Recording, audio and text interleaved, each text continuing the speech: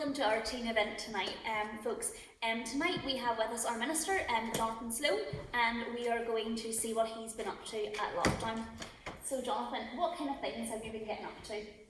Okay, well, for me, Melissa, lockdown's been really strange because being a minister, I'm used to being out and about visiting people in their homes. I'm used to visiting people in hospital and used to visiting people in nursing homes. So you're out with people a lot of the time.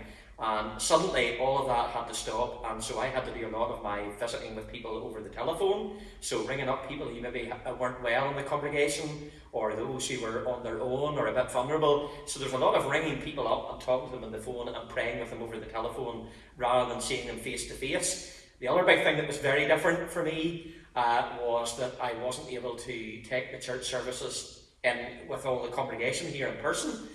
Because our church services had to close down, so that meant having to do broadcasts and recordings for Facebook and YouTube and our dial-in phone service. So it was very strange and surreal coming down to the church, just meeting with Nigel McKee or Malcolm McFadden, and just the two or three of us making that recording and nobody else in the church. So I found that all very strange and all very different. But you asked me as well, I think, what I got up to. So some of the things I got up to, I tried a wee bit of begging for the first time. Amy can testify that that's true. And also a bit more getting out and about walking, and on the bicycle doing a bit of cycling as well. So a bit more exercise than maybe I was normally doing, if I'm being truthful. So those are some of the things that I've been getting up to.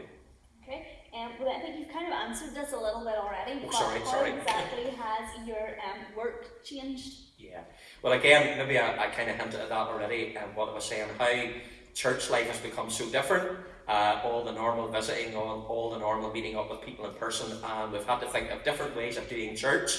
So that has meant having to think of different ideas for how we can keep in touch with people, whether it be virtually, doing a lot of stuff via Zoom on the internet or through the broadcasts. So I had to get adjusted to all these new technological ways of doing things. Well, actually, it was Nigel and Malcolm who did all the technical side of it, but yeah, a whole big change from the normal way that you would do church.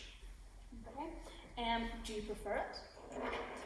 I have to say, I found it all very strange at the start of lockdown. The first few times when we were doing the recordings, I felt it was very artificial and very strange, and I was very nervous about it all. And then as time went on, you started to get a bit more used to it, I suppose.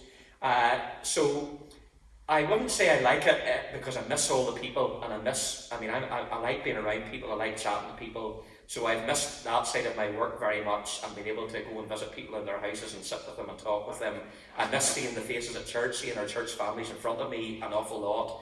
But what I would say, one of the things that I find a great blessing in is that a lot of people who don't normally come to church, or some who did come to church and have drifted away, they have listened in a wee bit more to services on the internet, and maybe have engaged with us a wee bit more. So it's given us an opportunity to reach out to people who became disconnected or far away from church. So that's been an advantage.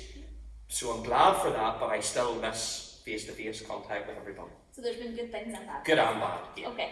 Finally then, do you have any Bible verse that you would like to encourage our teens with, or a verse that's inspired you during lockdown? Okay, I'd probably refer us to one of my favourite psalms in the Old Testament, Psalm 121, and there's really a bit at the beginning of this psalm that I think has really spoken to me during the whole lockdown and during coronavirus, and it's this here where the psalmist says, "I lift up my eyes to the hills, where does my help come from? My help comes from the Lord, who is the maker of heaven and earth."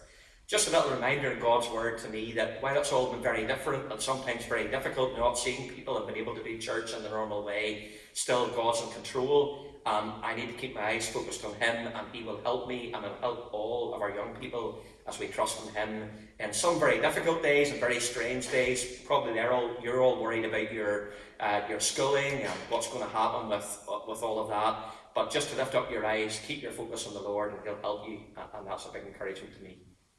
Thank you very much. Thank you.